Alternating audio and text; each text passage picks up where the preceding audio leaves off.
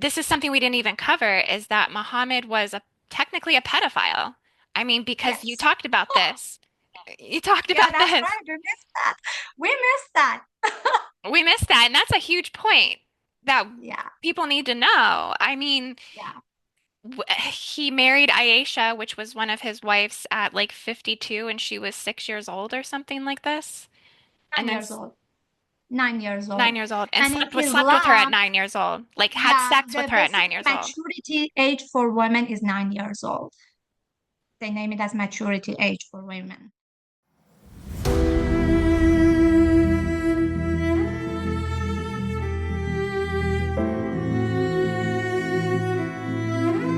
Namaste, Galactic family. Welcome back to the channel Indigo Angel. Come on into this dimension and come on into a very special show that I have for you guys today.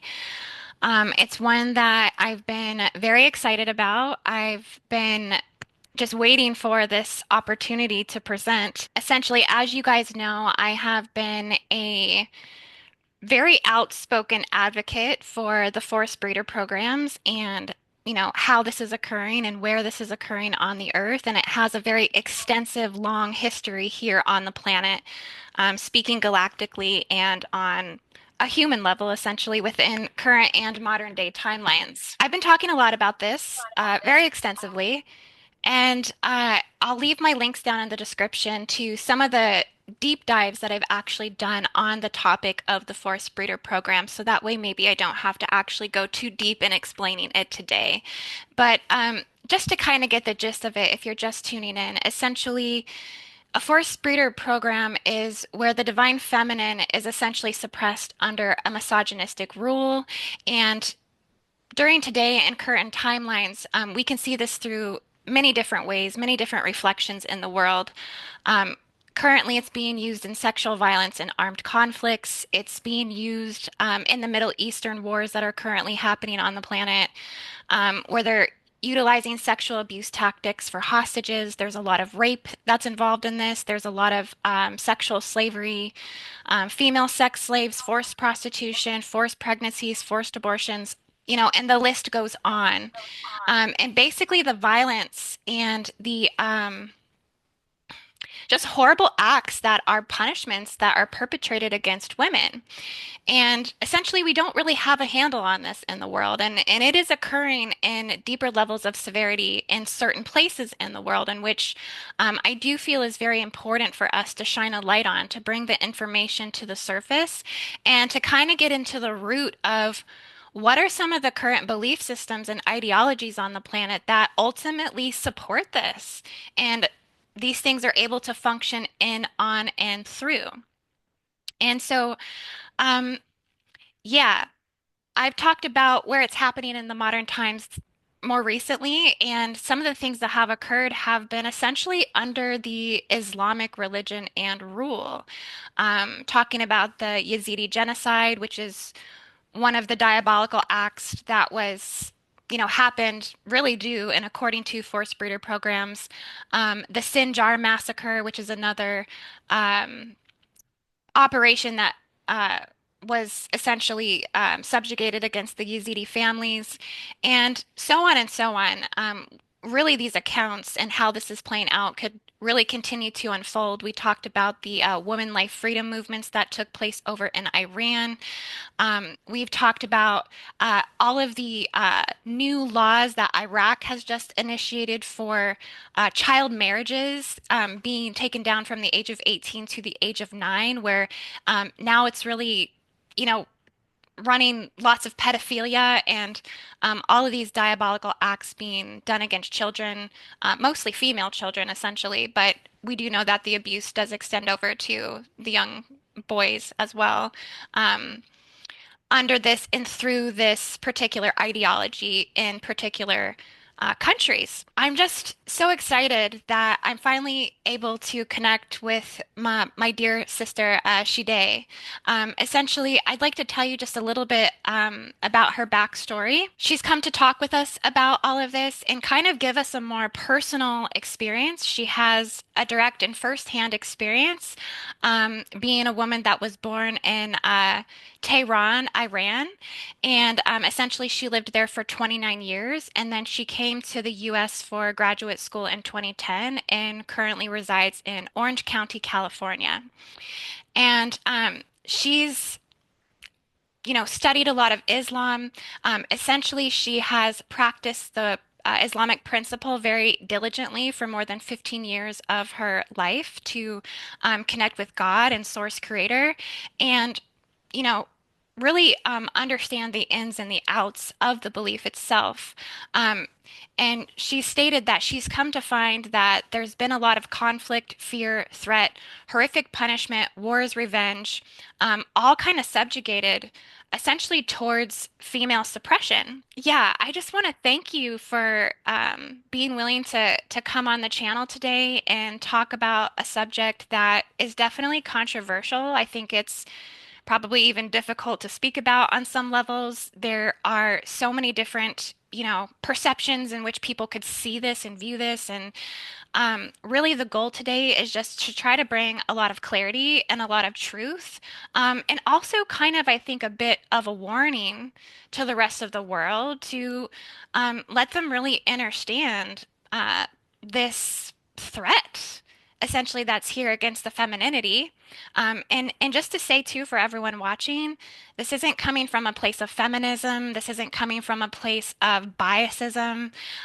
This is coming from a place of seeing a real collective world wound, trauma, and trigger that we all share, and we all should be paying attention to this and taking a lot deeper look at this particular ideology and how this is affecting the rest of the world and how this especially is affecting the women of the world. This isn't going to be a politically correct conversation today, nor is it going to be a religious correct conversation in any way. We'd like to bypass any sort of terminology such as Islamophobia, which I feel is a term in which one could probably easily throw out when initially hearing about this conversation and diving deeper into what we're talking about. And so we want to kind of maybe put that to rest a little bit because I think Islamophobia and that term emerges in a way to kind of play like some trickery or play like an illusion and kind of disallowing us from being allowed to talk about the real problems and the real systemic things that are occurring in Islam. And I would say a phobia is not something it's not real if there is a legitimate fear there, if there is a legitimate threat, in terms of this particular ideology. So maybe we can get into discussing some of all of that, and hopefully we can move through that. I feel like even as we're talking about it, we're clearing we're clearing that energy so we can really get to the meat and potatoes of this conversation, in which I would like to start by introducing you to everyone watching. And yeah, thank you so much for coming on the channel, Shideh. And yeah, just maybe say hello to everyone. Hello, everyone. It's an honor for me to be here in this channel. I've been following IndigoAngel and took some of her courses. She was one of my best spiritual mentor, I would say, who helped me with my awakening in past, I would say, 5 years. And she helped me a lot to remember myself, to open my path, to know about ascension and whatever is going in our planetary system and our great awakening, basically. But when I saw her video talking about Iran's Iranian women's freedom movement that is going on under suppression, and for the first time, I was really surprised. Because that was almost for the first time that a non-Iranian is highlighting this pain, this suffering in Iran. And almost we really sometimes consider ourselves like a forgotten nation because unfortunately after the revolution happened, most of the people, foreigners, they think that Iranian people are okay with their regime, with whatever they do. They're kind of consenting, they are okay, they're not suffering, and they are agreeing with whatever is going on, and they're agreeing with Islamic principles and all those aggressive basically principles. But then in recent years, when really I'm so proud of them, they proved that they are not even okay. They are fighting for it. And this suppression coming up from the regime is so harsh. It's really cannot fathom that how horrific they are. They have no mercy. They are so violent and they don't even hide it. And they managed to rule throughout these years only through mere fear that they are imposing. And of course, throughout these years, I found that they are applying very negative technologies as well. And in terms of spells and some frequency and sound frequency, and also negative and very fear mongering beliefs that they manage to keep people in fear in order to put them into submission and basically obeying whatever they are dictating. Yeah, she was actually, Indigo was the first person that I saw that she's highlighting this pain. She's encouraging this movement with very her beautiful, passionate voice. And so I love the comments to her, and she replied back to me surprisingly. And then I just wrote a brief history of mine, and she encouraged me to do this interview. Honestly, it wasn't very easy for me because personally, I'm a very private person. I don't post things on social media that much. But my heart this time told me that I have to go through with it. I have to do it as an ordinary citizen. That I have sensed this fear, this suppression with all my senses when I was in Iran. Still, I was a very lucky person. I was a very good citizen. You know, I'm coming from a middle class family and a very decent parent with good reputation. I had a great job. My parents had a very good position in the society, like a middle class, typical middle class, respectful position.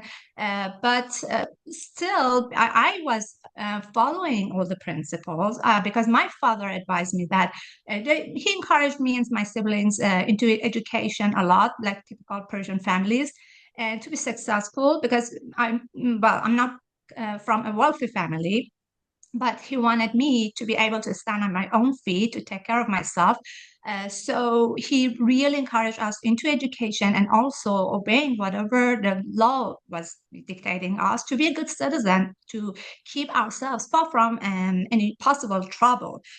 Anyway, we had decided to stay in that country. We didn't have any plan for immigration or living. So we had to stay. So we had to basically obey some norms in that society even though we weren't happy, we weren't okay with it, but we wanted to keep going with our normal life. But unfortunately, some incident happened, surprisingly, that it really changed the path of my life. And I never, say that it was fair to me because it was totally injustice.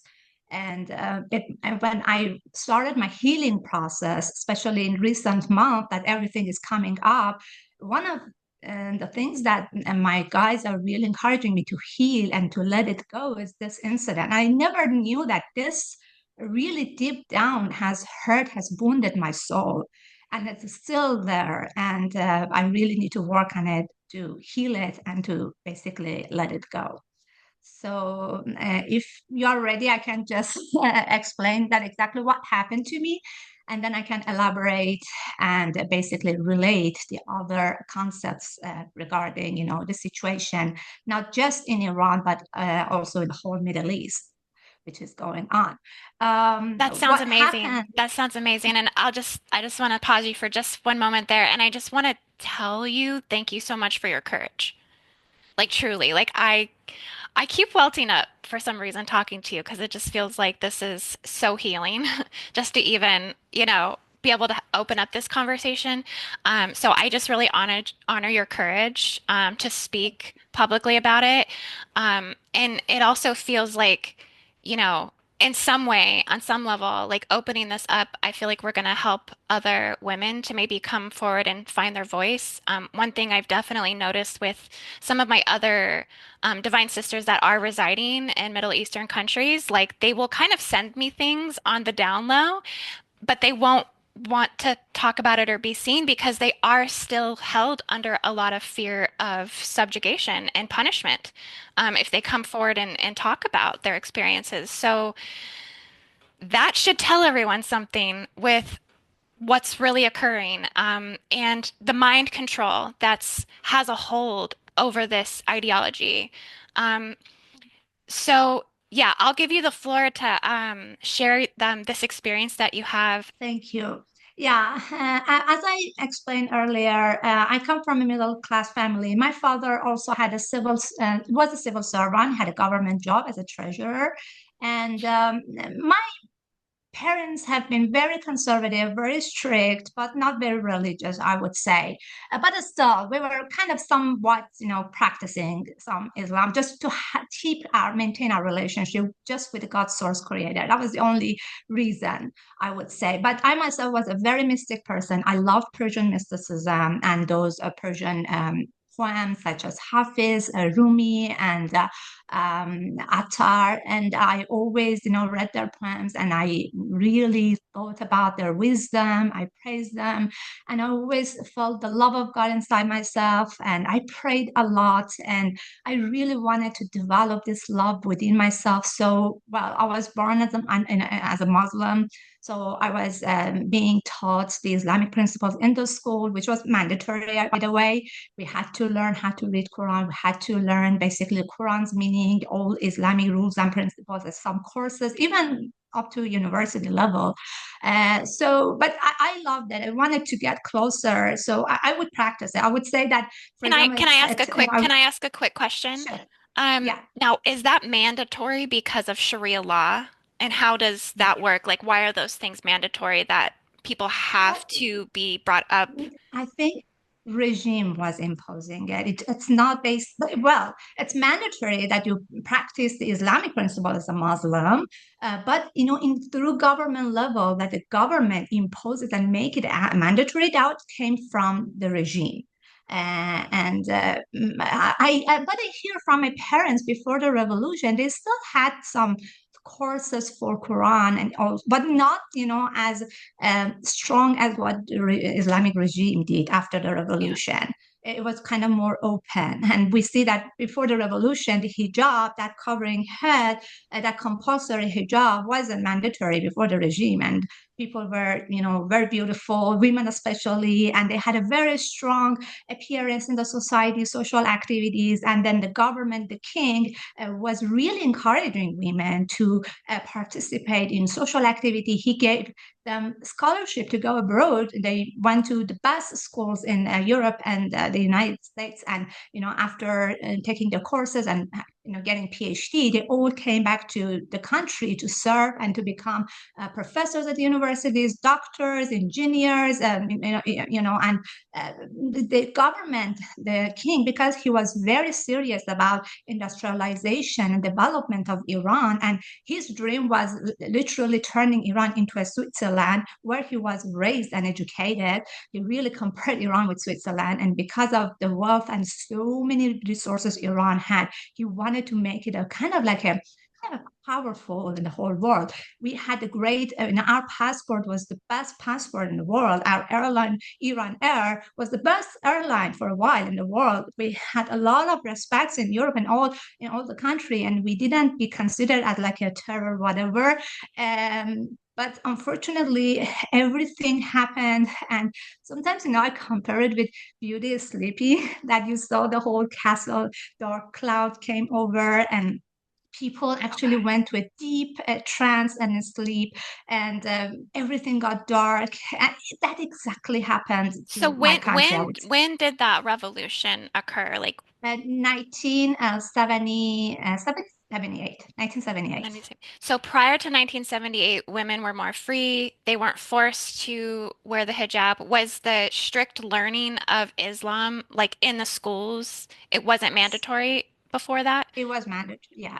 Yeah. Before that, it was more open as far as I heard from my parents, because I wasn't born before the revolution. I was born after, a few years after. but it wasn't that. Still, the king of Iran was kind of a religious man as well. He practiced Islam in front of the people. I don't know if he truly was religious or wanted to do like a show it, but I think that he had kind of like, respect for Islamic. He practiced it, but it wasn't like mandatory because he really wanted to modernize Iran. So modernize with religion, they are not really consistent. So that's why that after the revolution, because this regime was based on ideology and it was Islamic Republic, and then later on, when I thought about it, I researched about it, I found that it's literally an Islamic communism because everything was very close to communism. But in communism, because they don't accept God, they don't accept religion, but in Iran, they couldn't do that because still people of Iran, they all are God lovers. They love God. Even before Islam, they practice Zoroastrian, and they always have that relationship. In our literature, having that deep divine love and this deep relationship that God is their everything is still pretty strong in Iran. So you cannot really exercise basically God phobia in that society. They can't. So they created a new form of communism, which was they basically added that factor of religion, which was Islam back then, and basically they came forward with that. But for me, well, and I was practicing it just because it was the only way. And I would say that for 15 years, literally, I trusted myself. I practiced everything I did. Even I woke up at 2 a.m. in the morning. I used to pray and praise God and do all those rituals and saying namaz and basically, talking to God till the sunrise morning. And I wanted to that kind of like a loving relationship.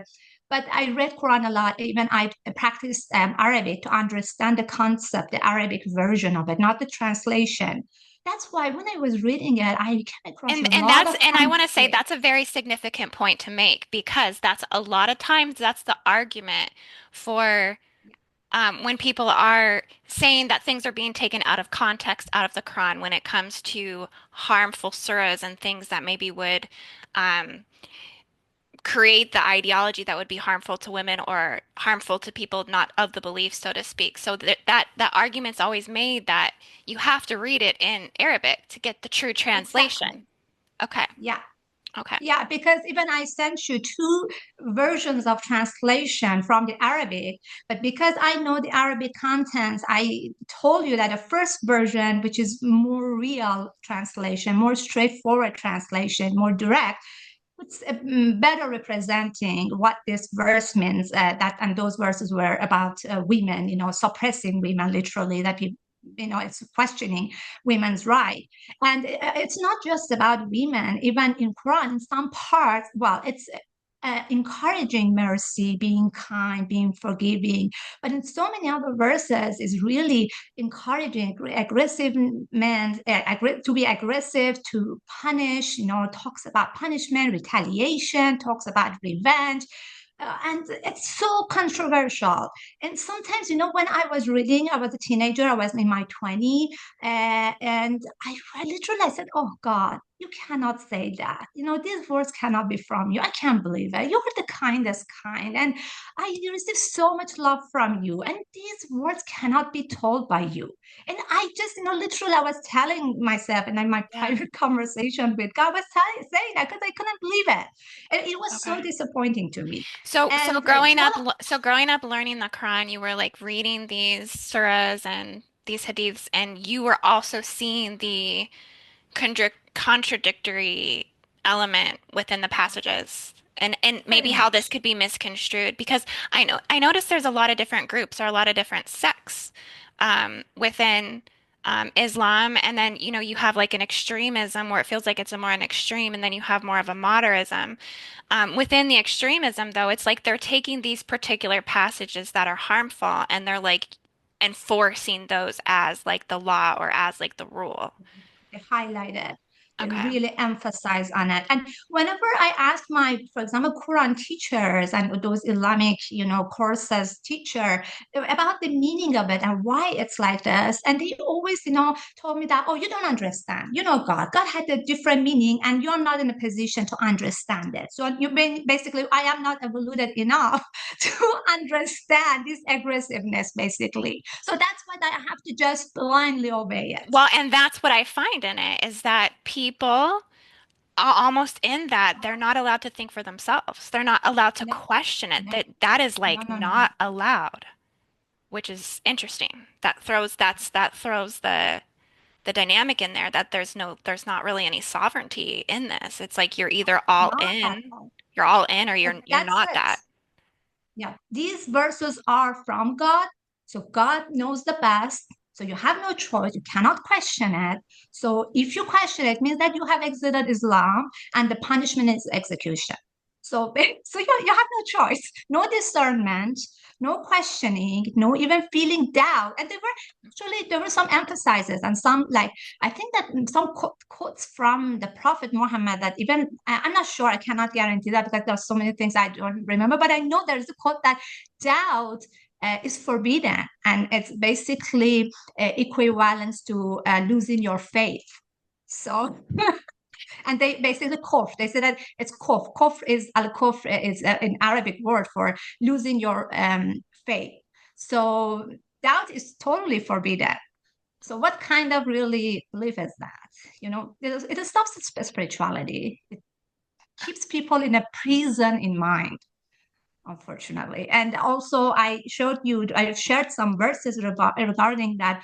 How that was a verse in the Um, chapter of Surah An-Nur.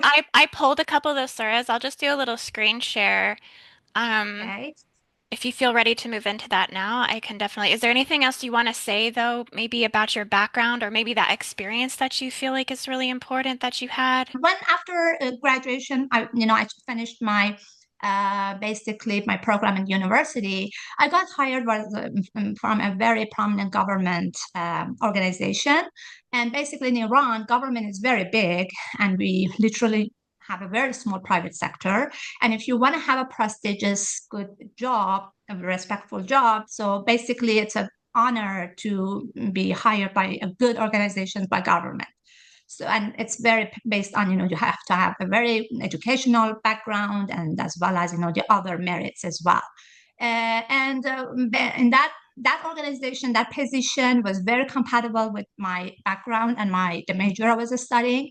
And by the way, I was a very successful student and I was very studious. So I really wanted to make my parents happy. And literally, basically was very hardworking in that term, and I got hired. And after all my qualifications and examinations and tests, testing my I don't know the different subjects of sciences and math and whatever. And each organization in Iran, they have a department of intelligence.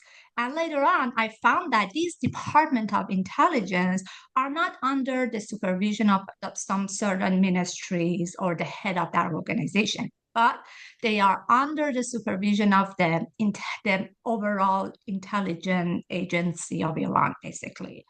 And these departments, and I remember that even these departments, these basically branches existed even for a government or a state universities in Iran, which are the most prestigious schools in the country. The private ones are not really that good. And after the admission and after all the passing the qualification terms, these agents coming from this department and they go to that individual neighborhood or workplace, their parents' workplace, and they question about this person, and they question those questions are basically based on if this person is faithful to the regime, is practicing Islamic principle, how are their appearance, are they drinking alcohol, for example, or they are, going to mosque for saying prayers, and so on. And so, So you're so getting like whoever, you're kind of like getting like a religious social score, basically. yes, yeah, a Like feedback like that, yeah, okay. yeah, but That was very important. And back then, well, I found that what really happened to me as a very ordinary citizen, that my father had a government position as a treasurer. He has been a very decent man, and he literally was doing all his best to stop huge financial corruption of the regime. So he didn't sign so many of the documents. So, but even though he was very respectful, he had a very good reputation, but he had also had his own enemies. And they had come to my father's work, and basically the enemies, I don't know who, had stated some, and basically had delivered some false statement about me, that this person, for example, this girl, I have seen him whenever she wanted to come to visit his father at his office, and she didn't, her appearance wasn't legit, wasn't based on Islamic principles. She's not a simple looking girl. And I don't think that even they are saying namaz and they're really faithful to Islamic principle, and just so on. And I don't know exactly what they have said, because later on, one of the director of that organization very briefly explained the situation to me. And this caused me a huge problem regarding all my recruitment process. And that actually caused me, at the beginning of my hiring, I had a so-called interview with the head of that intelligence department of that organization. My goodness, it wasn't an interview, but a very fierce interrogation, I would say. I don't know how many hours it took. It was a hell. Uh, I didn't have a been easy life. My life was so challenging. Even I Okay. have lost, my dear Just to sister who recap passed. that for everyone listening, because I think this is very significant. You were going for a position, and basically someone said something that you didn't dress correctly, or you weren't Yeah, following the religious rules, so to speak, and instead of going for a job interview, which you thought you were going to get, they interrogated you and yeah. um, basically, I guess, bullied you, essentially. Yeah, but I was interrogated by one of those, basically the head of the manager of that intelligence department, not not my literally the managers of the actual organization, because I had already taken a verbal examination, which took for several hours. I got a very good score, and also I went through a lot of like technical interview with managers and basically of high authorities of that organization, and I had proved my qualification in a very good standing. But that was the final stage to get basically recruited. And also medical test was one of the other steps that I went through with that. And it's pretty much like the US as well. But that intelligence department, which is like, they examine you, how faithful you are to, as a Muslim, to Islamic principles, and how faithful you are to the regime. And this is so important for them. So, and I told you, I had done nothing wrong. I never participated in any even student activities, like, protest or whatever in my university. I was a very simple, very hardworking, studious student, citizen, and I applied it. And I don't know who had said, and later on I found that, I heard that. I don't know if it's correct or not, that someone from my father's workplace has delivered some false statement, and because of that, basically, and these department of basically intelligence department, they are very powerful, that they really literally were trying to stop my recruitment just because of this excuse, very easy. But then, he bullied me. Yeah, he bullied me. He really insulted me so bad. Psychologically, he tortured me. Like, literally, for the first time in my life, I really wanted to, I didn't want to exist. I wanted to disappear. And it was something like a button that I hit, and I just, boom, disappear, vanish. It was very bad. It really left a very bad impact on me. But then some good people who knew me, who knew my merit, they interfered, from very high-ranking managers, and my recruitment happened. But again, my job required some trainings in or international organizations like IMF, World Bank. the UN. And I was supposed to go abroad as a mission and, go through these programs. But again, my trainings were stopped because of this problem. And then after a few years, I found that even I cannot have any promotion, which was working 75 hours in that organization. I loved my job. I loved the service I was, offering to the people, contributing in my society. So I was very diligent, and but they stopped any possible promotion for me. So then I had no choice. I never consider myself as a victim. So that's why I just changed the course of my life. I applied and I came to the US as a student.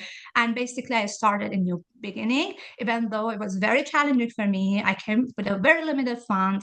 And I came to California, and here, with high expenses, with corruption, and this is another battlefield I experienced, and which was very interesting.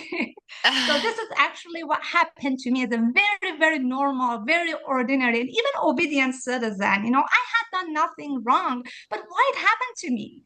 That still someone really answers me, please. Well, it feels like, you're a victim of the regime and what Yeah, they are implementing with I mean really like I don't know what you would call it. Like it's religious it's like it's a misogynistic rule. I mean, it's definitely that. I mean, do you feel like you were targeted because you were a woman and or do you feel like definitely. okay. Definitely. That was the main reason because they were questioning my hijab, my appearance. Again, that causing a job, which wasn't true. Even today, you are seeing me, I'm not wearing any makeup. Courageously, I just came to the camera. Okay, here it is. Here And I I am. want to say I'm So so glad you simple. did. I'm so glad you did because I mean, as a woman coming from Iran and being forced, I mean, you're technically forced to wear that hijab, right? Like it's you cannot not wear it. There's like certain rules around it, right?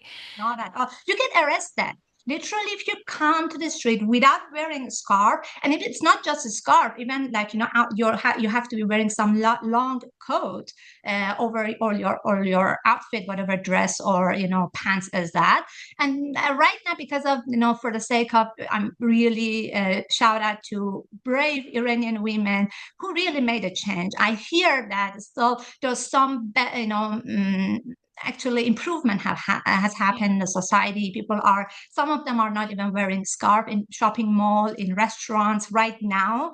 But still, if you have a government job, you have to, because you cannot be present in your office without a dress code, which is usually, actually it's interesting, with neutral color. You are not allowed to be wearing vibrant colors. And it's, the pattern is all the same, because these demonics do not want you to have the energy of color. They want to promote depression, anxiety, with these dark neutral colors that you have to be wearing. Well, let's talk about that just for a second. I hear, a lot of Muslim women want to wear the hijab, that they actually want to wear this. And so, there's this kind of, I guess, division around this where like I guess some probably do and some probably don't. But for some reason, my intuition tells me that the ones that don't are just really under deep suppression. They're deep under mind control. They're deep under the programming. And they probably have a masculine in their family or in their life that is That's very true. pushing those rules on them. So they really actually kind of don't have a choice, and they maybe don't even realize that they have a choice. Some percentage of the people, they have still under that mind control that you mentioned, and they are afraid of God's punishment, because literally we have a verse in Quran that if the that's interesting. Quran never addresses women directly. He always addresses to Prophet Muhammad or men, Muslim men, and Muslim men do this and tell your women not to do this. And this is so humiliating to me. It really makes me angry. Why? We're not part of the society. Aren't we really equal? Anyway, we have some verses saying that Muslim women show their hair, they're gonna be kind of like, I don't know, hang out somewhere, or they're gonna really, I mean, face a severe punishment. And because of that, some women, I would say a small percentage, and especially in older generation, they have some gut fearing in their heart that that's why they are obeying, because they don't want to face the punishment after their death. They're crossing over.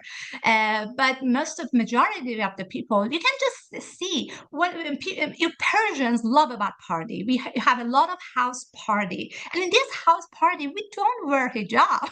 We are, mixed with our cousins, uncles, aunts, all together. We dance together. We are dining together inside our houses. We play music, and because we love dancing, I mean, we're never, we're just wearing these normal Yeah.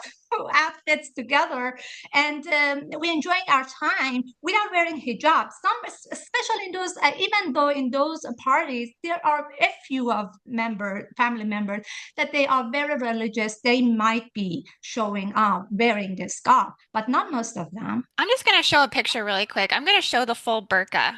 I have a picture of it. Um, just so everyone can see. When I see this picture, I immediately think like forced breeder program. I think, why do they not want these women's faces to feel sunshine? Why do they have to be so covered like this? You know, why is this being forced?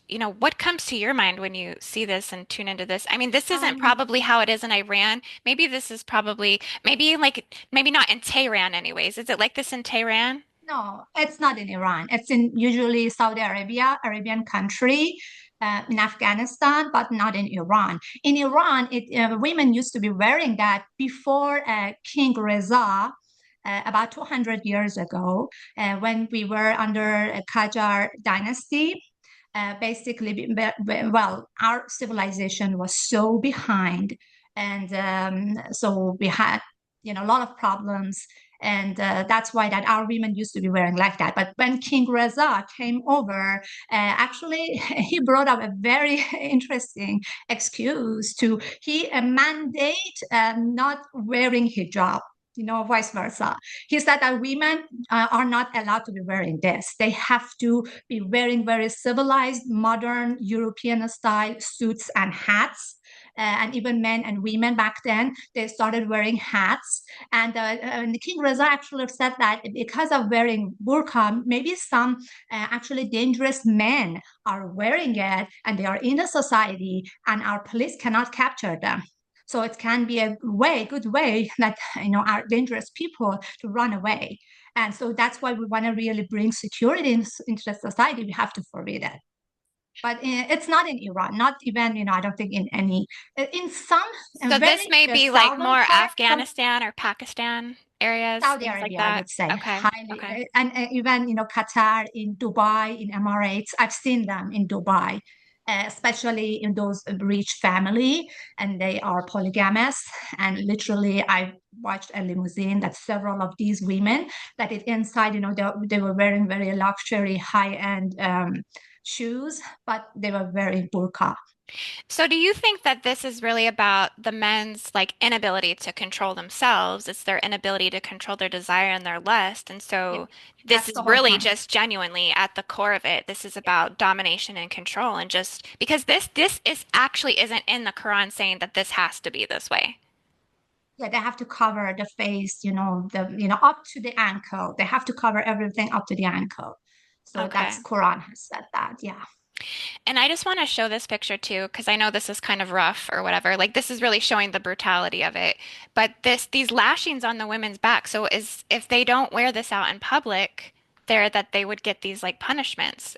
This one, yeah, this one says the Islamic regime of Iran punishes women in Iran with prison, harassment, fines, public lashings for refusing to wear the hijab.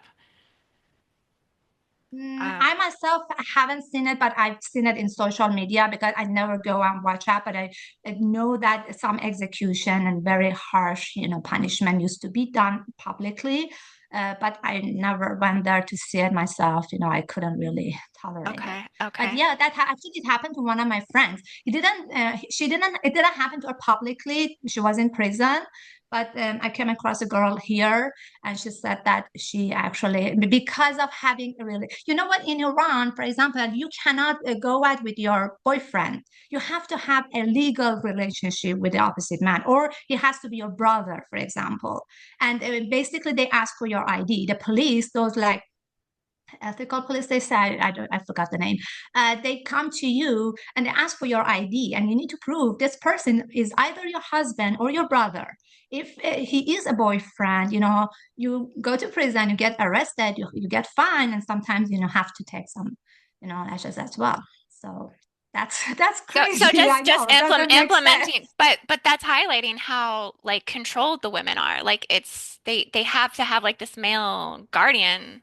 Like they can't do anything on their own, right? They can't um Well, what my parents are telling me, because I wasn't born at the time of revolution, and they told me that when that happened, at first the people really were confused what really happened, because I believe that people of Iran really were contributing in that revolution. It happened from the outside forces, all those agencies and powers that you're ever aware of. They really literally interfere for their agenda, and they made it happen. But what they are telling me, my elders, they're saying that literally we didn't know. And after the first and second year, everything was normal. We were even going out without hijab, everything is safe. But then all of a sudden, they imposed a law that it's mandatory for all the women to be wearing basically hijab, and they actually made it mandatory in the workplaces first, and also in the schools. And because Iranian women are really willing to have their social contribution, they basically kind of like accepted it, they complied with it in order to keep their social activity. They didn't want to sit at home and, just do being a housewife and doing house chores. They wanted to keep their position as a teacher, as a, I don't know, engineer. So they, complied with it, unfortunately. It started from workplaces and the school. So it was an overnight rule that it happened. And then later on, and they actually they forced some police movements, and they are checking the checkpoints, that checking randomly check people, and then just warning to people that, oh, your scarf is not set correctly, you need to your hair is out and you have to adjust that, and something like that. And it happened throughout the years. So they were very harsh, very impolite. They weren't like no police like here. Especially, American police are very scary. I'm so afraid of them, but it's not even comparable. Come on. I want to read a little part of something you sent me, and then maybe we can show some of the passages that you showed me. But you put after Islamic reptilians attached Iran 1400 years ago, Iran didn't stop experiencing assault, horror, rage, rape, constant trauma, war, and insecurity. Of course, since the Persian women paid the highest price because the base of this satanic religion is to suppress women and divine feminine. I would like to blame Islam, this manipulative, aggressive, violent, dark belief, because whenever I've been researching, thinking, and discerning to figure out the main cause of the pain in the Middle East, I end up with Islamic laws and beliefs. Of course, now I have found this darkness has deeper roots going back to Anunnaki reptilians and their demonic agenda, as I think we've tied in a lot of the connections to the Abrahamic religions really being Anunnaki Yes, religions. that's very true. Here, I would like to talk more about Islam because you can find women's right assaults starting from Quran, and here is some examples. Um, so I think that's a little like for everyone watching too. I mean, it sounds a little outrageous for us to say this satanic religion, but I've come across a lot of similar surahs where it is very anti-Christ. It is very anti. Um, it's like the opposite of love. It's like there's more orientation to slay, to chop someone's head off, or it's a lot Yeah, of like really yeah, crazy that's stuff. true. So I mean, that's really where I mean, and here at the end of it, all religion is technically satanic on some level. Like we talk about Christianity and Catholicism, like the drinking of Christ's blood and things like this, like they're satanic satanic ritual abuse. Even if, we dive into Judaism, people are going to say, oh, you can pull this from other religious texts and books. Yes, that's true. I think the problem that we're seeing is this violence, though, in some level has been like, I guess, bled out through evolution. Like, and what I mean by that is that you see more of the consistent violence and terrorism more rooted within the beliefs and the religion of Islam. That's kind of the fundamentalism behind all the terrorist groups and attacks, essentially. And then what you see now with the pro-jihadist movements, and come to find out, I found that there's actually like it's called like 100-year caliphate to take over the West, and that it is kind of in their core of their beliefs to essentially first take out Israel and then take out the United States. Like that, like there are groups and divisions of Islam that are 100% focused on achieving these goals through any means necessary. That they do believe Mm, Islam will be the religion of the world of the future. And it is the fastest yeah. growing religion in the world. And that to me is somewhat concerning, seeing the way that the women are treated in this religion. I mean, essentially, we talk about population because this is a population issue. We see population dipping in the United States, over in Europe, places like this. You know, the Pakistani Islamists have essentially invaded Europe. I mean, they have all those European rape gangs essentially that are going on over there, and all these women are getting raped, and it's just another Hydra head of the forced breeder program. Wow, and wow, forced breeder is Hydra. Holy crap. Um, so that's like, and you see what they're doing. They're instituting Sharia law inside of the country of Europe, holding two governmental positions, and then so that means they're like, and if their population essentially is taking over, then they're eventually going to dominate and push out the old government system, and then, I mean, Europe will be an Islamic state. I mean, that is actually the reality of what Europe is facing right now, and actually a lot of these other surrounding countries. And Yeah, but I don't know. I actually, that's my question as well. Because if we are looking at, I don't know if I can mention this, that world new order thing. As far as I research about there is no religion in the system. So if they were supposed to implement this agenda, up to 2030, so basically they had to get rid of all the religions. But this is another agenda that has, what you said is absolutely right. And I need to ask that those Pakistani radical Muslims didn't go to Europe by themselves. All those invisible forces, bloodline family, and whatever we know about, they were behind all this shenanigan and this agenda, and they pushed this basically chaos in immigration. They created endless wars in the Middle East, created this immigration, and they pushed them to go as an asylee to Europe and to America, and causing problem and chaos in these countries as well, because they are actually ruling based on chaos. And but still, when I look at that world new order, I don't understand it. So what is it and what is that? Because they are in conflict. But regarding that Islam, so yes, that aggressiveness all are coming from Quran. I really want all the audiences, please read Quran, because all of them are coming from it. Exactly. And when I came here and started my awakening in past 10 years, I did a lot of research again about Islam. And I don't want to really promote Leo Zagami, but he has done tremendous job regarding that secret societies, and I learned a lot from him. But I don't say that I 100% agree or disagree with this person, because we are all researching when we need to discern for ourselves. But his last book is actually about the Middle East and Islam. And what he is claiming is that basically Prophet Muhammad was under education of Vatican representative, which is true, because even Muslims believe that Khadija, Muhammad's first wife, was a Christian. That's why he said that in some authentic Bible, we got the news that the last prophet is going to come. And now, because basically Jesus had prophesied that, and which is really controversial for in which Bible it was stated. However, we know that even the Bible we have is not exactly true, but Yeah, that's what Muslims are claiming. And also, there was a Christian who was an artist, and he basically he taught Muhammad several principles when he was very young and basically teenager. And he and Leo Zagami said that artist, basically Christian, was a priest, and he came from Vatican directly under order that he had to come and educate Muhammad. And that's, oh my God. And then I want to go through. I don't know Can I again tell you that something? I just want to say thank you for saying that. Thank you you're, for saying this because you're welcome. yes, I do feel somehow that Islam was created by the Jesuits. There's some connection there.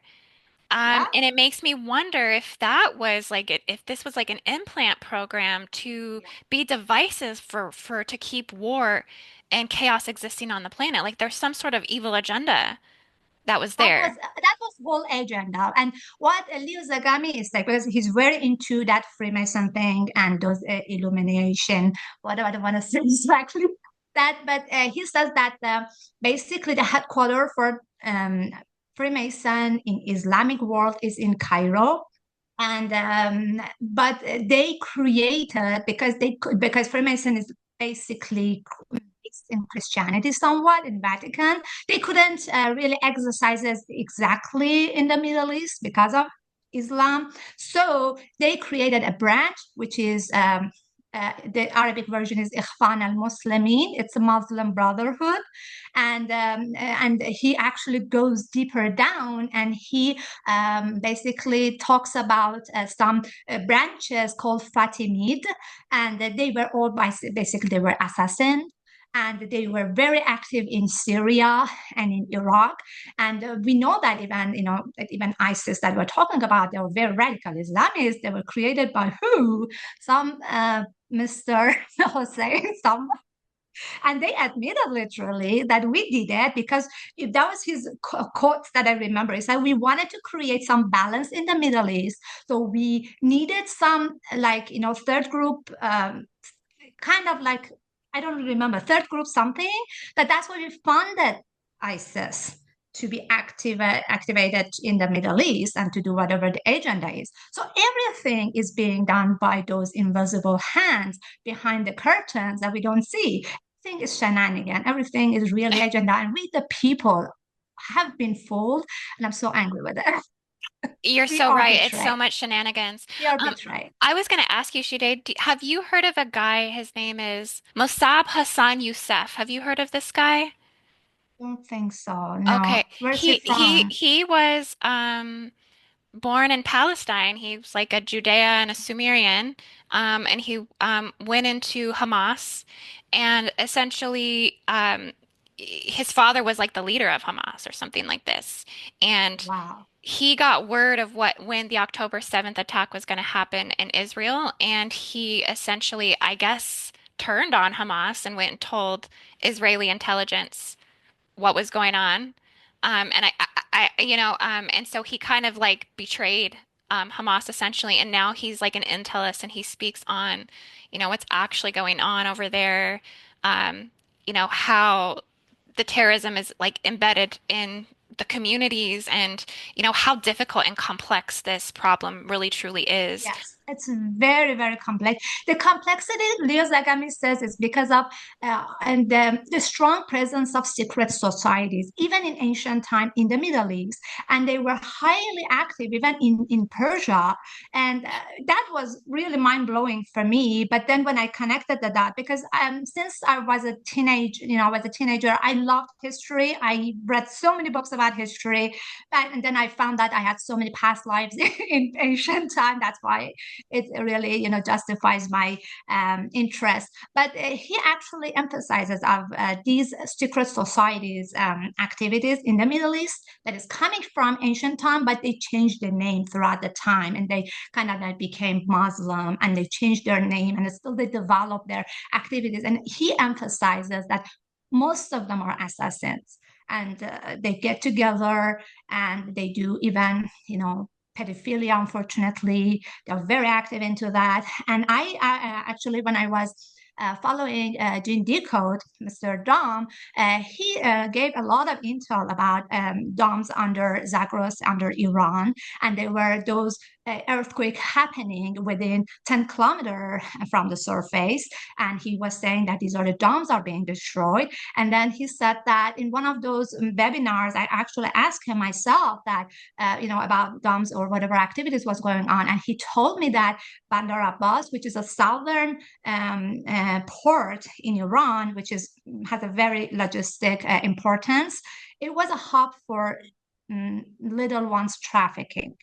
And it was mind blowing for me. I knew a lot of corruptions is happening. I knew a lot of horrific stuff's happening. But this one, I got shocked. I got shocked 5 years ago when he literally said that.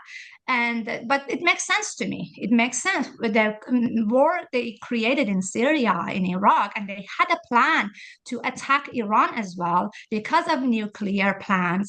That was an excuse for them. There was an agenda by three letter of agency to attack Iran, to kind of divide Iran, and so to implement their agenda, that's the main factor. The main purpose is basically human trafficking. And also, throughout all my researches and my discernment and thinking about it, when I ask why, it's not because of oil, it's not because of energy. This is my personal humble opinion. I think that because of a strong presence of extraterrestrial in our ancient time in the Middle East. Definitely, these demonics, they want to keep hiding the truth from the people. They want to hide the wisdom and that how capable we are, how magnificent we are. They want to hide our origin, our connection with extraterrestrial, but there are some certain genome of extraterrestrial. So that's why they created a lot of chaos and wars, especially in the Middle East. Look at Syria, where that word comes from. Isn't it really related to Sirius star system? Could be Sirius B or A. And these people were actually genocide through this war. And also Kurdish people, Armenian people were massacred. And this is like really genocide happened in this region. Why? Why is that? They just want to kill people and eradicate people. To me, I think because they want to really eradicate that some certain bloodline, and because these bloodlines carry some wisdom, and they don't want that humanity in that region to reach that certain point of evolution or ascension, and to basically to elevate the consciousness in the whole planet. To me, I think I Yeah. just got to this point as a reasoning that why this really happened. Wow. You were speaking to my core. I was going deep. I was feeling that. You are on point. You are on point. We know the 10th Stargate in Iran is a Yeah, draconian yeah. Stargate. It's a very significant Stargate. It's connected to all the Anunnaki ports in ancient Sumeria and Babylon and Mesopotamia by the Persian Gulf. We know that this sustains the entire Orion. Oh, I just thought of something. Orion, Iran. Orion, Iran. Orion. Ooh, Yeah, interesting. that's Okay. similar. That is By the way, similar. Iran name is coming from Aryan people. Still, there is a conflict. I don't know who Aryans are right now because I have undone everything. And Iran means the land of Arya. The same as the name Ireland. Ireland is also, it's a Hmm. different kind of pronunciation of land of Arya in their own language.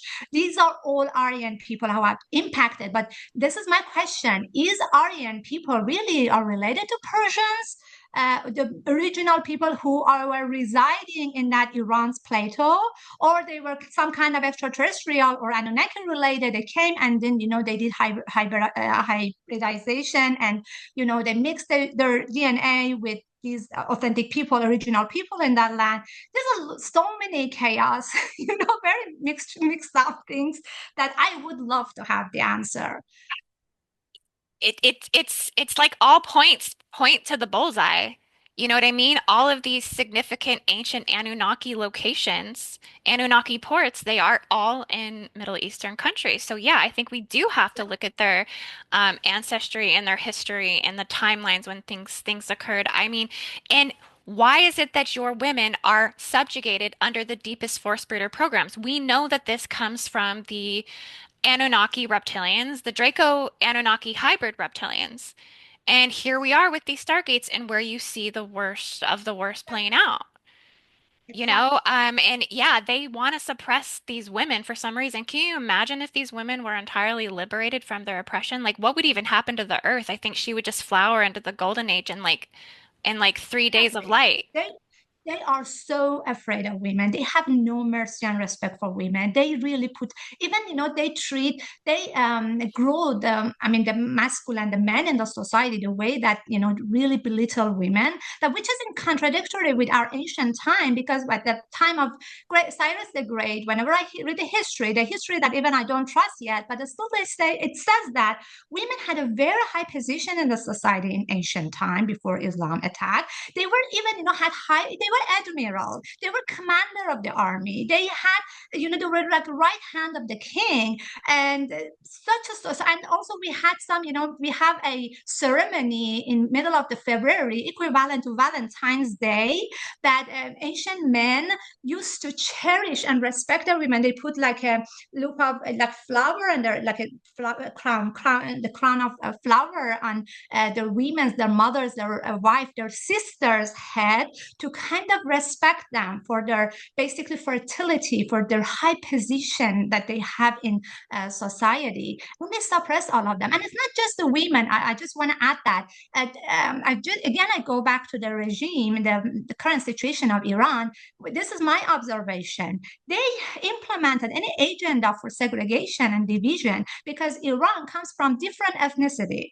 We have Azerbaijani in the northwest of Iran. We have Kurdish in the west. We have Baluchi in the basically southeast of Iran, and we have different basically tribes, and they have their own language, their dialectic, their own foods, and it's very vibrant. Their outfits, the traditional music, it's folklore, so beautiful. But what they did, they created some jokes and satire and highlighting negative aspects of each tribe, each ethnicity, to kind of humiliate them.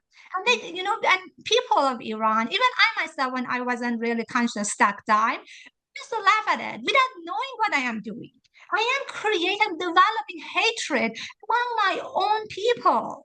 And this is, because they were so afraid of unity. And now, those Kurdish people in I know in Turkey, they are residing in Turkey, they are residing in Iraq, and we have some Kurdish provinces in Iran. They are all actually, by the way, they are speaking Pahlavi, which is an ancient language, very connected to Sanskrit, and they have basically kept it live. And that language is so beautiful. We can actually find a lot of wisdom in it. And they have divided these people. And I'm pretty sure when we have like a free Iran, they would love to join this country because their origin was Persia. You are the Persians empire. I used to cover all this, even Iraq.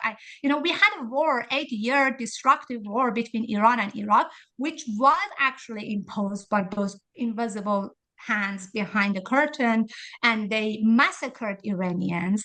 That I really never forgive them because I was involved with that war, and I lived with fear. And when I was like 7 or 8 years old, we had to live in a national forest. We were living in Tehran. We were so afraid of bombing, and we had to live in national forest close to Tehran, living in a tent, dealing with snake bites and all other dangers just in order to escape from bombing. And who created this war? They basically, those demonic, because Saddam Hussein didn't have even weapon. He was actually being fed by weapons from European countries, from Eastern countries, I don't want to name them, and those agencies for this destructive war to implement some kind of agenda. But I never, I really treat all Iraqi people as my own people. They were victims as well. They suffered a lot. And really, we really, we have to remember ourselves. We have to remember our origin to terminate, to put an end to this endless war, which is nonsense. We just want an ordinary life. We all have similar basic needs. We want to get married. We want to have family. We want to have a job. We want to treat our family. We want to have, do laughter, dance together, eat together. But why war? Why just fear-mongering agenda? Yeah. It's nonsense. We can do it. And this, I think this is our responsibility to do that. Well, it brings us back to look at the Quran because really, I mean, it's the belief system underneath it all. It's the ideology underneath it all. I mean, and maybe that was implanted by the negative ETs and the dark ones, and the way that it was. But Yeah. we have to bring attention, we have to bring awareness to what the Quran holds essentially. I want to, I'll just screen share. I pasted some of the verses that you sent just onto a Pages document, and maybe if you want to go over at least the two on the top that I pasted over. I pasted some in as well. I think that they're more cookie cut. I actually just like took them from someone else who pulled them, but they're kind of rough anyways. Um, but yeah, if you want to explain these two. Uh, I took them out of your email actually, from the first Okay, upper no part of the problem. I have my paragraph. notes actually, so I can read it from my notes. The first one is actually verse 31st of Surah An-Nur. And for your information, Surah means chapter in Quran. It's an Arabic word, and An-Nur is an Arabic word for light. And that's very interesting, actually. And in this verse, as you see, would you like me to read it? Yeah, sure, that'd be great. And tell the believing women to lower their gaze and guard their chastity, and not to reveal their adornments except what normally appears. Let them draw their veils on their chest and not reveal their hidden adornments except to their husbands, their fathers, their father-in-law, and their sons, their stepsons, their brothers' sons, and their sisters' sons, their fellow women, those abound women in their position, male attendants with no desire, or children who are still unaware of women's nakedness. This is how, I'm sorry, sexist this belief is. I can't even think about this thing, really. Let them not stomp their feet, drawing attention to their hidden adornments. Turn to Allah in repentance altogether, O believers, so that you may be successful. So this is one that basically I would call it as hijab verse. Literally, it's ordering women. They have to cover basically their body, and they cannot show it to people like strangers, unless that person, the man, to be very close to them. And it has listed those basically close men to a woman who can be. And there is also another verse, it's coming from the Surah An-Nisa. And An-Nisa is an Arabic word for women, and it's a plural basically. And this is interesting. Men are in charge of women by right up what Allah has given one over the other and what they spend for maintenance from their wealth. So righteous women are devotedly obedient, guarding in the husband's absence what Allah would have them guard. But those wives from who you fear arrogance, first advise them. Then, if they persist, forsake them in bed. And finally, strike them. But if they obey you once more, seek no means against them. Indeed, Allah is ever exalted and grand.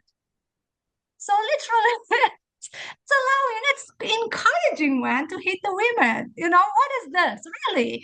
It's why that, I was telling God, this is not from you. And I just added actually another kind of like translation interpretation, which is milder. And they kind of, try to play with the words and make it a smoother translation and to justify, but it's there.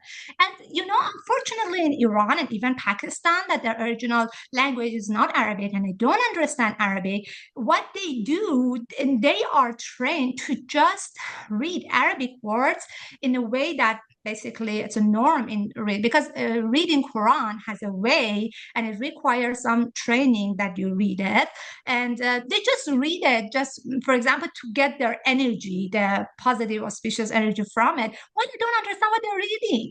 They don't understand it. And that's why I highly encourage everyone, even if you don't know Arabic, at least read the translation. And so many Iranians don't do that.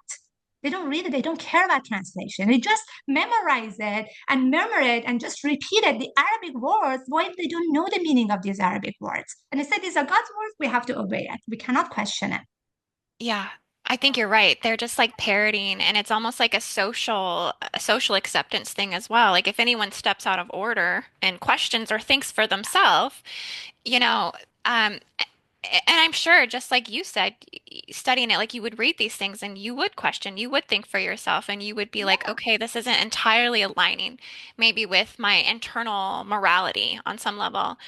I actually went and, pulled some. These ones are much worse, and I don't know. I've never like pulled them from specifically the Quran itself. Like I haven't looked in the Quran to pull these. This was something that someone else had listed.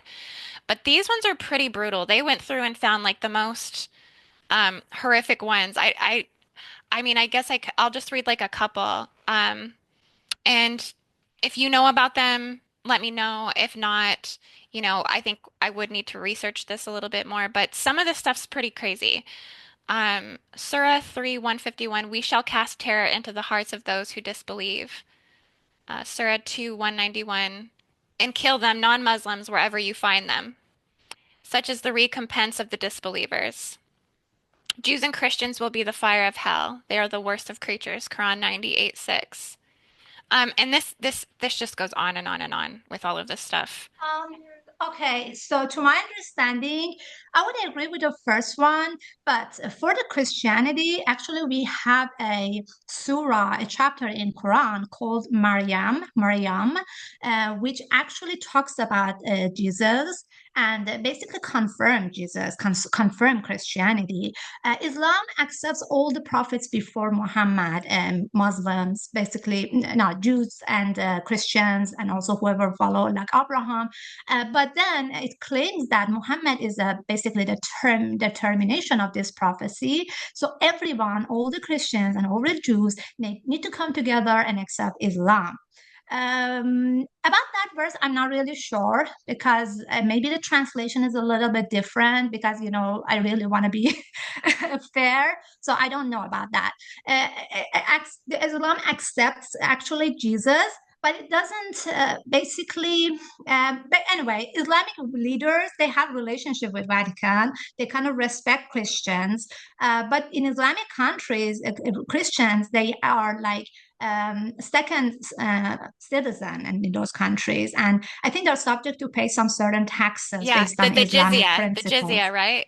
The jizya. Yeah, Yeah, because of I heard not about that. abiding, basically complying with Islam, all Yeah. non-Muslim people are subject to pay some certain taxes, and they can contribute in the society. They can have a member in the parliament. I'm talking about Iran right now, and they can have a parliament member, but still, this is my observation that if it comes to some competition for promotion, especially in government positions, they are going to face some kind of more kind of harsh treatment, like a little bit not very fair treatment. But there's so many Christians living in Iran, especially they are Armenians, they're Catholics, Yeah. and we have a lot of Jews, also Zoroastrian still living. But they are very minority. They usually live together. They don't interact with Muslims that much unless it's workplace or schools.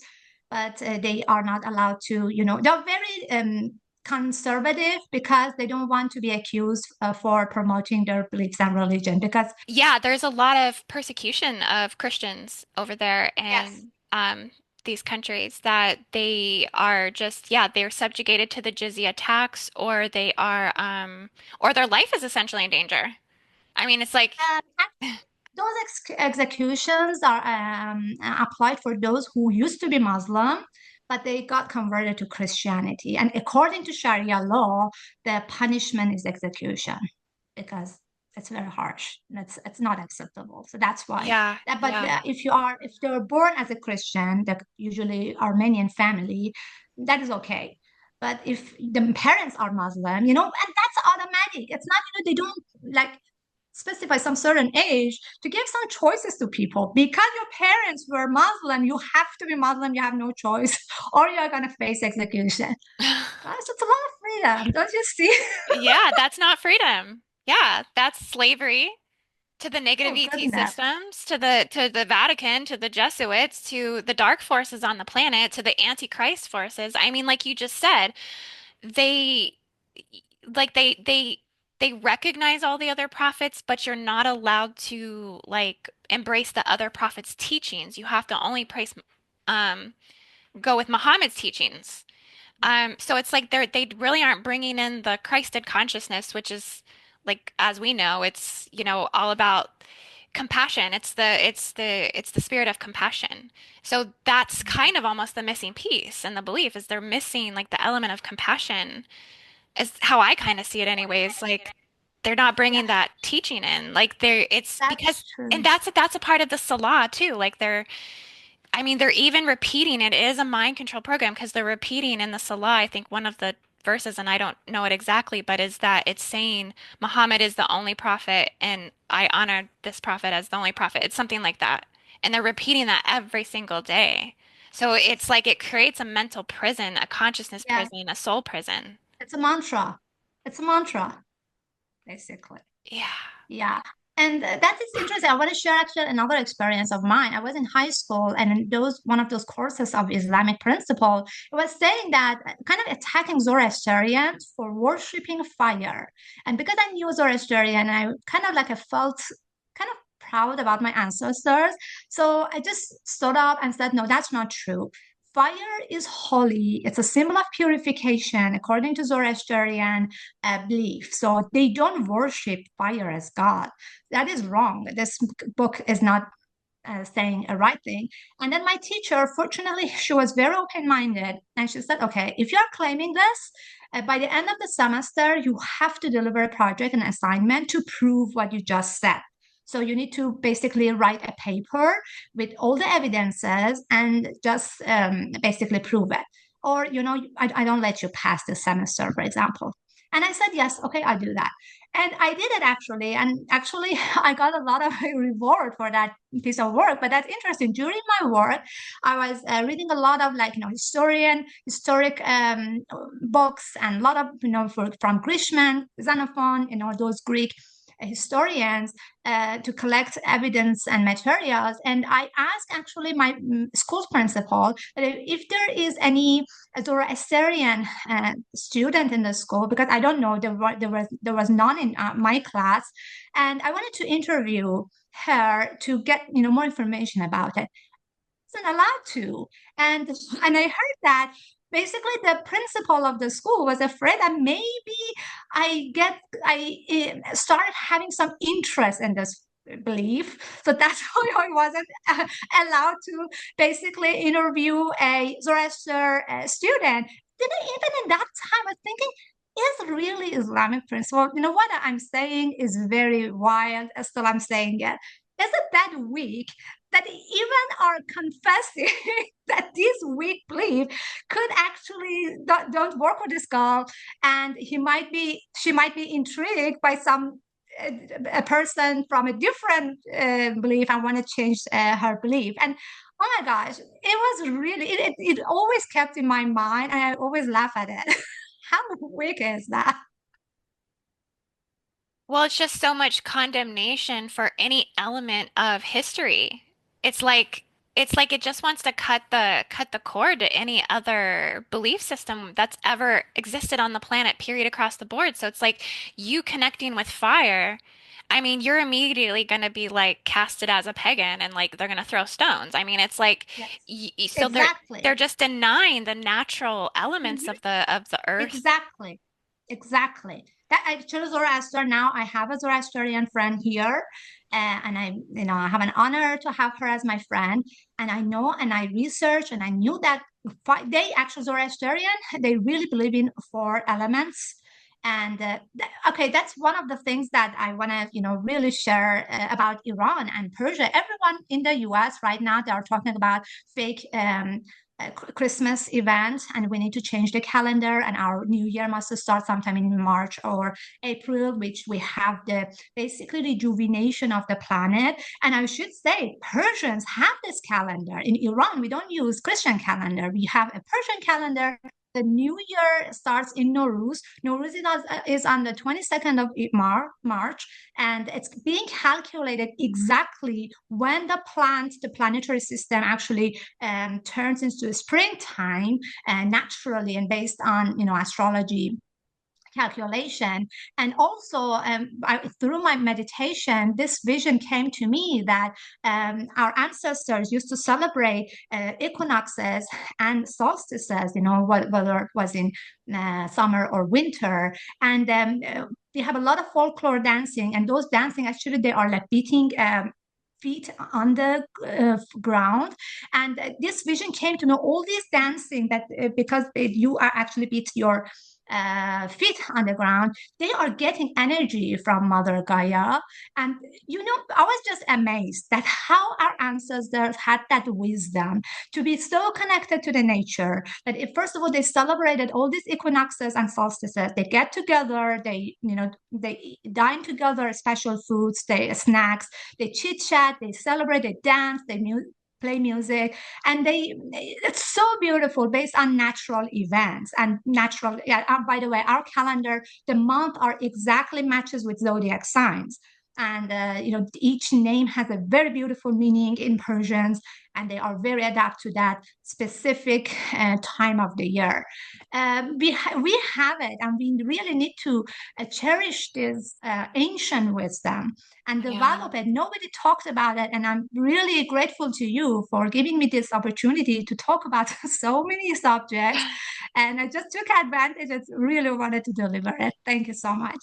Ah, well, thank you so much for coming on and discussing this. I mean, it's an honor for me. I feel like you're so spot on with what you're saying. I mean, I know at least from my trips to Algeria that that was once a pagan matrilineal Berber indigenous line that was there, and they've just completely severed all ties to those roots, which is not healthy. And this is what disconnects them again from compassion, from heart-based connections, from their morality in some ways when we look at what's happening with, these certain uh, extremist Islamist groups that take the worst parts of the Quran and implement that as the truth, and your regimes and your political systems are built upon that. I mean, that's scary. That's corrupt.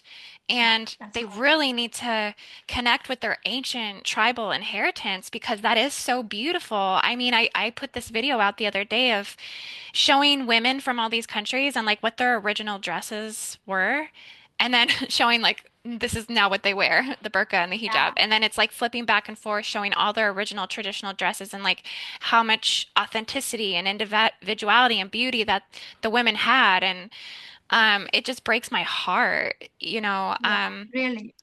yeah. It's really sad. It's really sad. Yeah.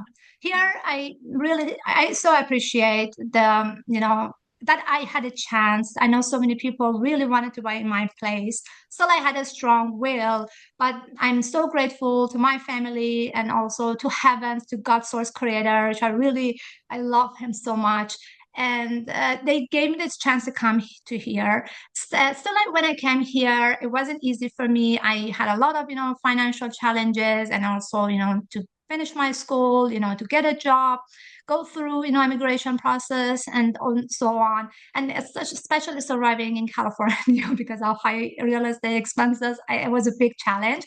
And also regarding my own background, I really witnessed that dark banking and corporate system that they were talking about. I really truly felt that. And there was a divine plan for me that I've been very ambitious, but I really didn't grow that much that I really work for. And I questioned heavens, why it's happening. And I literally later on, when I got awakened, I got a message that you were not supposed to be part of the system. You were supposed to be an observer for your preparation process. But still, I just want to really ask all Americans to appreciate a country because their country still there are a lot of corruptions going on. A lot of American people are suffering. What happened in North Carolina, what happened in California, in Florida, in Texas, right now all of us are really suffering from this inflation or whatever. But still, this country has some fundamentals that they really need to be appreciated. Americans must be proud of their country. And I really wanted, as an immigrant, that I have this honor to be a part of this country right now. And I, at least here, I didn't have to, go through this hijab process. Everybody expected me as a human, without consideration, I'm a woman or man, because in Iran, it's very highlighted. When you are a woman, it's a different story. But here, still, I know that some people are really arguing about corporate, that there are some discriminations going on. And I don't say that I disagree, but it's not even comparable. And what happened to my country was very sad. And always, whatever that my parents are talking about that era is actually a dream. And even a bigger dream for me is when I was reading history in ancient time, which we had a very splendid dynasty with respect, especially the position that women. But still, I don't complain that much because I know there are so many more countries like North Korea that they are experiencing way worse than actually what we had experienced. People in Afghanistan, people in Syria, that they were literally massacred and they lost their homes and they actually oh my God, I can't even fathom what they've been through. And even like even in African countries, I myself don't know what's really been going on. Definitely, people have been suffered a lot, and we believe that there's no individual on this planet that who hasn't suffered, and we really need to heal ourselves to let it go. I guess my question for you then is kind of wrapping this beautiful, lovely interview that we did up, is what do you think is the solution? Because yeah, we identify that a lot of the root of the problem then is in the Quran. So what do you think is net like what do you think needs to happen? Do you think like Islam itself needs an entire like revolution of rebirthing this entire belief? Because there's so many Muslims on the planet. There's so many people who do follow this religion. I guess you could say not everybody would say that they're, like we said, a lot of people are just following it. They don't even know what they're really following at the end of the day. We didn't even cover, and this is something, maybe let's talk about this really quick too. This is something we didn't even cover is that Muhammad was technically a pedophile. I mean, because you Yes. talked about this. You talked Yeah, about that's this. right. We missed that. We missed that. We missed that, and that's a huge point that Yeah, people need to know. I mean, yeah. he married Aisha, which was one of his wives, at like 52, and she was 6 years old or something like this. And nine then years old. 9 years old. 9 years old, and And in slept with her at Islam, 9 years old, like had yeah, sex with the her at basic 9 years old. maturity age for women is 9 years old. They name it as maturity age for women. But 9 years some old. women don't even have their menses at 9 years old. They don't have it till they're like 13. Justify it. They right now, when you question it, they say, okay, our gene has changed through the evolution, but back then, 1400 years ago, women used to have a bigger body, and their basically evolution used to happen sooner than this.